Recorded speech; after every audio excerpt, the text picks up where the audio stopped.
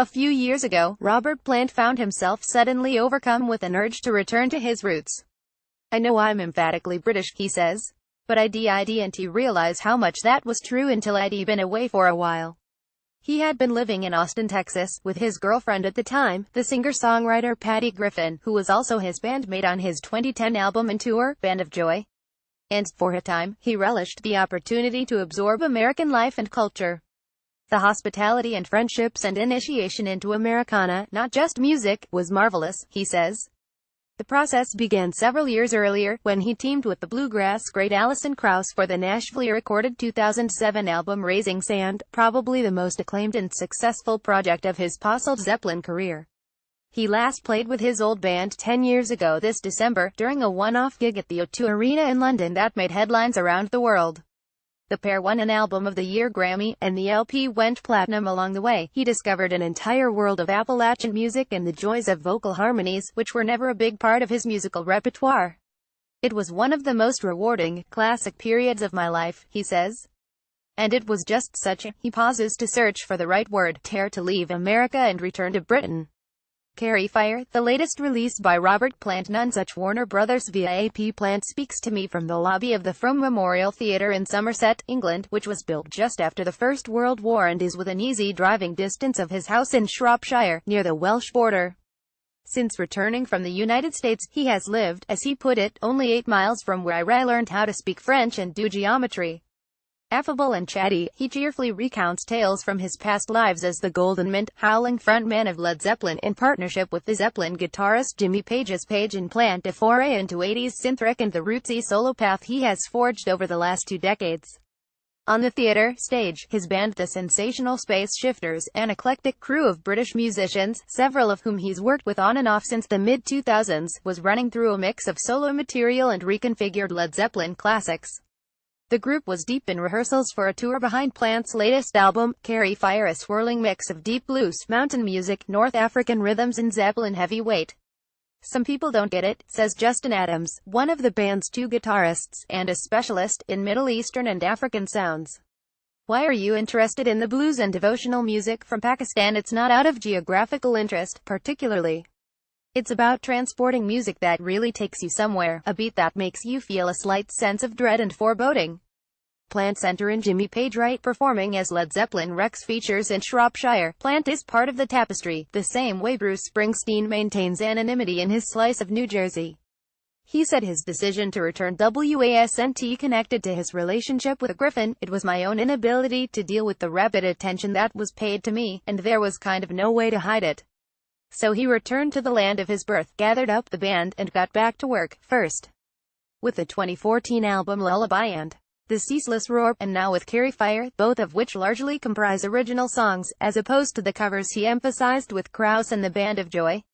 With the Sensational Space Shifters, Plant embraces a modern, digital approach distinct from the painstaking analog perfectionism of Led Zeppelin.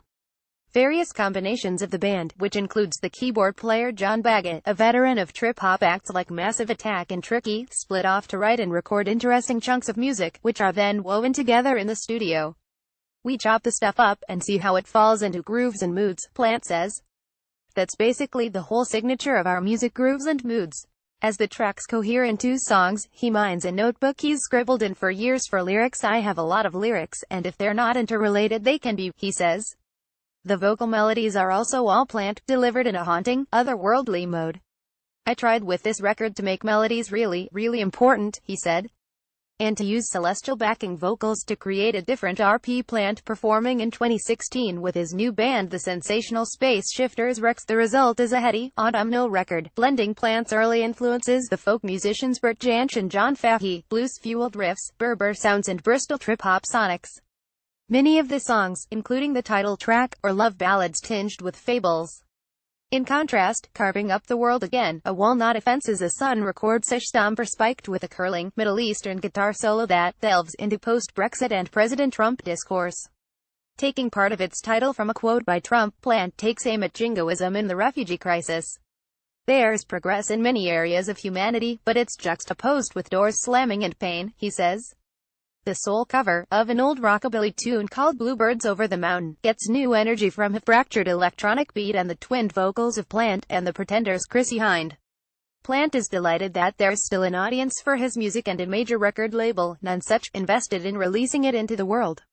But that's about as much thought as he puts into who might be out there listening. He emphatically does not delve into Spotify data to learn more.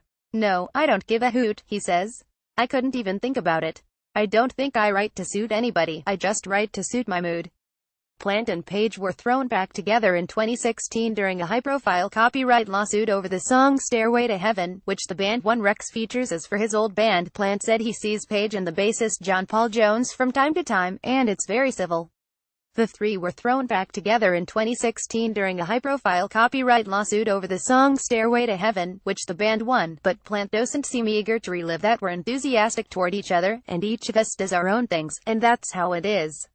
When Led Zeppelin ended in 1980, Plant set out to live a more human-scale life. To the public annoyance of his old bandmates, he's been emphatic about not reviving the band for a full-scale tour, and when asked about it he tends to make an artistic argument about wanting to resist nostalgia. Fans of Raising Sand have more reason to hope. Allison and I talk about it all the time. But there might be another, simpler, reason. Maybe they're just isn't any payday, no matter how vast, worth more than his carefully cultivated life. "Yeah, that's true," he says. "I know where it's at for me. I'm in an incredibly good place.